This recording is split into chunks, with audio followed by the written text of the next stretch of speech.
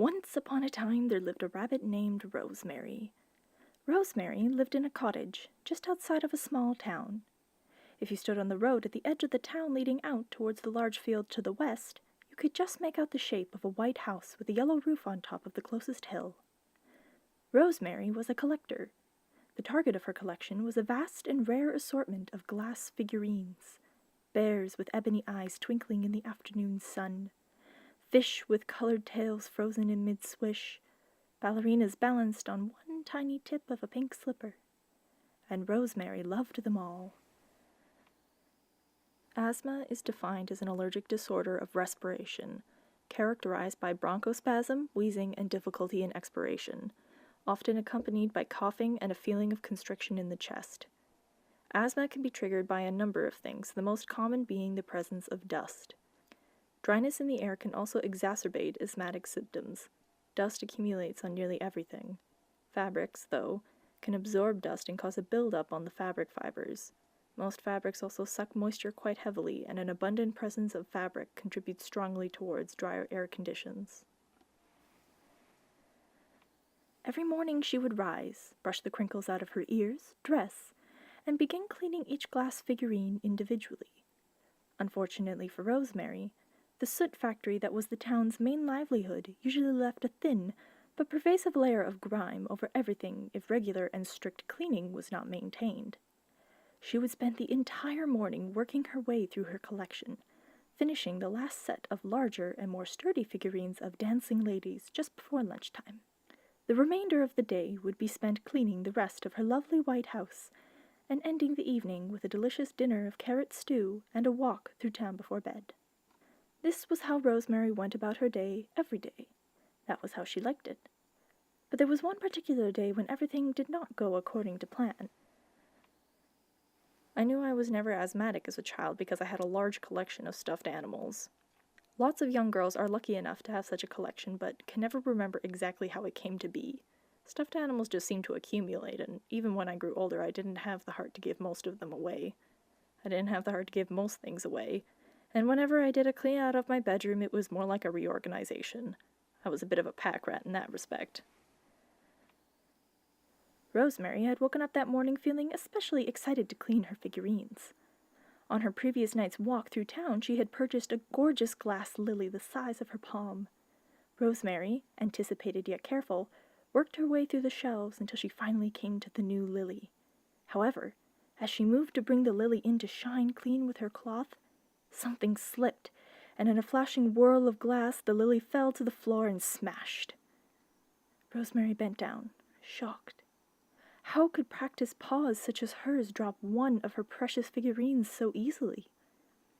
A close look at one of the fragments, however, revealed the cause. Butterbees. How much space do you think 8 or 9 boxes take up? It might not sound that daunting, but when that amount of cardboard is sitting in the living room of a 1-bedroom apartment, it feels like a mountain that rose up overnight. Mom, who was in the middle of moving and had decided not to tell me, had dropped them off while I was away on vacation. My fiancé hounded me for days to go through them so we could clear up our living room. I kept dodging the matter. There were 8 or 9 boxes, but I knew that I would only be able to keep 1 or 2. A butterbee infestation had been Rosemary's greatest fear ever since she began collecting figurines. They were basically like normal bees, except that they were made totally of butter. A phenomenon in their own right. Rosemary had never heard of butterbees living anywhere near the town. But there they were, smears of buttery grease all over every petal of Rosemary's beloved lily. As she cleaned up the remnants, Rosemary knew she had to do something quickly.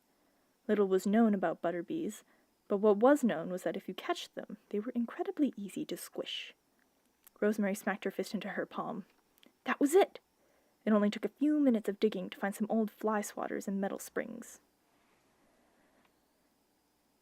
After going through the boxes, I realized I had forgotten how many tchotchkes I collected. If you're not familiar with the term, a tchotchke is an inexpensive souvenir, trinket, or ornament. Many of my tchotchkes took the form of fairies, which I now recall having an absolute obsession over. These were alongside a sizable collection of angel figurines, glass unicorns, hand-painted dogs and cats, and a miniature tea set with gold trim and roses printed on the side. They had filled every ounce of shelf space I had, all carefully arranged for the best viewing. At least a dozen all had chips and scrapes of some kind. Despite their delicacy, I played with them constantly, flying them around and taking them on adventures with my other toys. For the rest of the afternoon, Rosemary worked away in her kitchen building her contraption. 2 fly swatters were attached to a spring mechanism that slapped them together when either of the fly swatters were landed upon.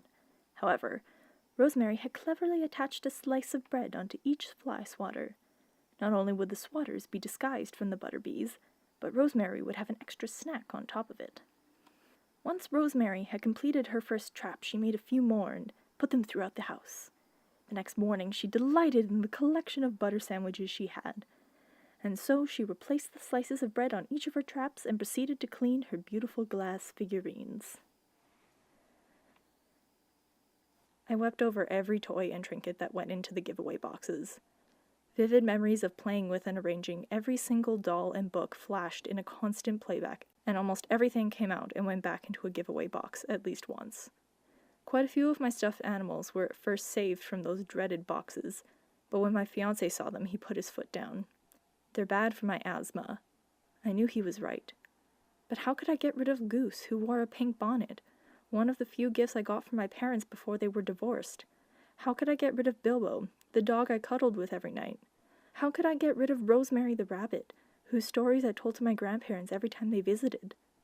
Only a very few of them made it.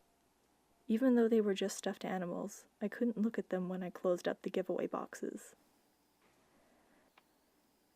Rosemary could never find the infestation of butterbees.